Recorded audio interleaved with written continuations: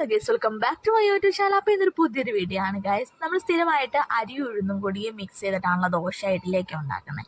അപ്പോൾ അതിൽ നിന്നൊരു വ്യത്യസ്തമായിട്ട് നമ്മൾ ഉഴുന്നും റാഗിയും വെച്ചിട്ടാണ് ഇന്നത്തെ ദോശ നമ്മൾ പ്രിപ്പയർ ചെയ്യുന്നത്. അപ്പം നമ്മൾ ദോശയ്ക്ക് ഇടുന്ന പോലെ തന്നെ ഉഴുന്ന് മാത്രം നമ്മൾ എത്ര ഗ്ലാസ് ആണോ നമുക്ക് ആവശ്യത്തിനനുസരിച്ച് വെള്ളത്തിലിടുക, എന്നിട്ട് അത് നല്ല പേസ്റ്റ് പോലെ അരച്ചെടുക്കുക.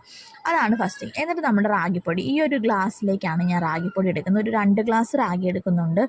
1.5 ഗ്ലാസ് ഉഴുന്നിന് 2 ഗ്ലാസ് റാഗി, അങ്ങനെ എന്ന് വെച്ചാൽ ഉഴുന്ന് കുറച്ചുകൂടി കൂടുതൽ, എന്നാൽ ഇത് നല്ല ഫ്ലഫി ആയിട്ട് പൊങ്ങി വരത്തുള്ളൂ.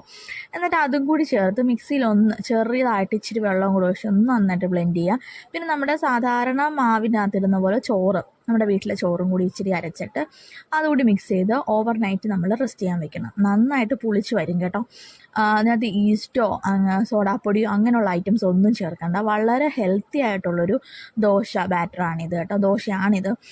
നമ്മൾ സ്ഥിരം ദോശകൾ കഴിക്കുന്നതിൽ നിന്നൊന്ന് വെറൈറ്റി ആയിട്ട് ഒന്ന് ട്രൈ ചെയ്ത് നോക്കിയതാണ് കേട്ടോ. ഇതിപ്പോൾ നമ്മൾ ജസ്റ്റ് ഒന്ന് മിക്സ് ചെയ്ത് ഉപ്പൊന്നും ആഡ് ചെയ്യാതെ ഓവർനൈറ്റ് വെക്കുക. പിറ്റേ ദിവസം രാവിലെ ഇതുപോലെ നന്നായിട്ട് ഇത് പൊങ്ങി വന്നിട്ടുണ്ടായിരുന്നു. ഇത് പിന്നെ ഞാനൊന്ന് മിക്സ് ചെയ്തതിന് ശേഷമാണ് കാണിക്കുന്നത് കേട്ടോ. അപ്പം കുഞ്ഞുങ്ങൾക്കൊക്കെ കൊടുക്കാനൊക്കെ ബെറ്റർ ആയിട്ടുള്ളൊരു ഐറ്റമാണ്. ഒരു ദോശക്കെല്ലാം നമ്മൾ എണ്ണയൊക്കെ തടവി നമ്മൾ തേങ്ങയുടെ ഇത് വെച്ചിട്ടാണ് ചെയ്യുന്നത് കേട്ടോ. പ്ലാസ്റ്റിക്കിൻ്റെ ഇതൊന്നും അല്ല യൂസ് ചെയ്യുന്നത്. നൈസായിട്ട് ദോശകൾ ഓരോന്ന് ചുട്ടെടുക്കാം.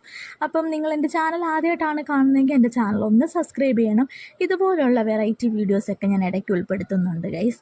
അപ്പോൾ ഇത് നമ്മുടെ ദോശ അടിപൊളിയായിട്ട് റെഡി ആയിട്ട് വന്നിട്ടുണ്ട്. എന്നിട്ട് നമുക്ക് തിരിച്ച് മറിച്ച് വിട്ട് നെയ്യ് വേണമെങ്കിൽ നെയ്യോ വെളിച്ചെണ്ണ വേണമെങ്കിൽ വെളിച്ചെണ്ണയോ എന്താണോ നിങ്ങൾക്ക് ഇഷ്ടം അത് ഉപയോഗിച്ച് നമുക്ക് നന്നായിട്ടിത് നല്ല സോഫ്റ്റാണ് കേട്ടോ. മറ്റ് ദോശയെക്കാട്ടിലും നല്ല സോഫ്റ്റാണ്. ഇതിൻ്റെ കൂടെ ബെസ്റ്റ് കോമ്പിനേഷൻ തേങ്ങാ ചമ്മന്തിയാണ് കേട്ടോ. നല്ല ടേസ്റ്റാണ്. എനിക്ക് ഭയങ്കരമായിട്ട് ഇഷ്ടപ്പെട്ടു. കുഞ്ഞുങ്ങൾക്ക് നെയ്യ് തടവി ചേർത്ത് ദോശ ചുടുവാണെങ്കിൽ കുഞ്ഞുങ്ങൾക്ക് നന്നായിട്ട് കൊടുക്കാനൊക്കെ നല്ല റാഗി ആണല്ലോ, നമുക്ക് പാലൊക്കെ ചേർത്ത് മിക്സ് ചെയ്ത് കൊടുക്കാം.